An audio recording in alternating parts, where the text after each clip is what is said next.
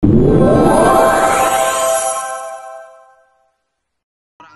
warga desa Gemulak, Kecamatan Sayung, Kabupaten Demak, ditangkap setelah aksi penyiksaan terhadap anak kandungnya berinisial AU dilaporkan oleh sang istri. Saat diperiksa, tersangka mengaku frustasi akibat terjerat pinjaman online dan kalah judi online. NC juga membawa kabur uang perusahaan sebesar 20 juta ke Jepara dengan membawa serta anaknya. Selama kabur di Jepara inilah korban disiksa dan videonya dikirimkan kepada sang istri. Selain menganiaya sang anak, NC juga memaksa AU meminum air dari kloset. Anak yang malang ini juga dipaksa berjalan tanpa alas kaki di malam hari. Tersangka mengaku menyiksa sang anak dengan alasan frustasi karena sang istri tidak mau mengangkat telepon saat bekerja. Itu anak kandungmu sendiri ya, Mas ya? Anak kandung. Alasannya kenapa kamu gitukan, Mas? Istrinya dihubungi nggak bisa, Pak, berbohong, Pak.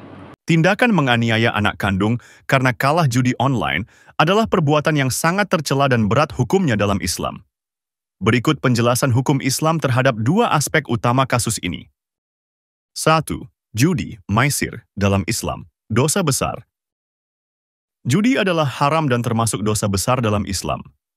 Allah Subhanahu wa Ta'ala melarang keras praktik ini karena merusak akhlak, ekonomi, dan kehidupan sosial pelakunya.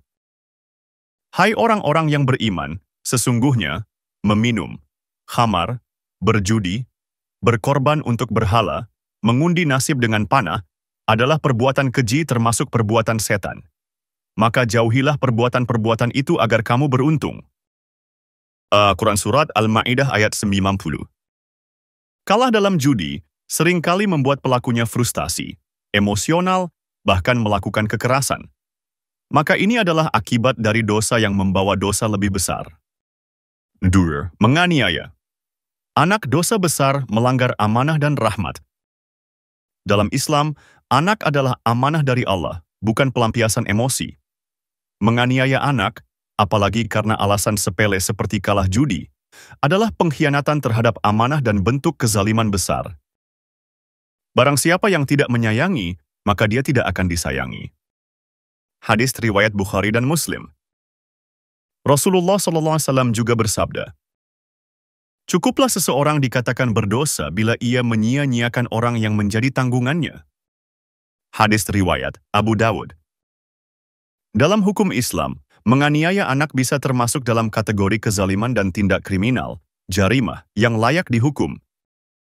Jika dibawa ke hukum syariat, pelaku wajib bertobat dengan tobat nasuha karena telah melakukan dua dosa besar, berjudi dan menyakiti anak. Jika kekerasannya menyebabkan luka atau kematian, maka dikenakan hukum qisas atau diat, ganti rugi, sesuai dengan tingkat kejahatannya. Negara atau ulil amri berhak menghukumnya secara tegas untuk mencegah kerusakan sosial dan melindungi anak-anak sebagai generasi masa depan.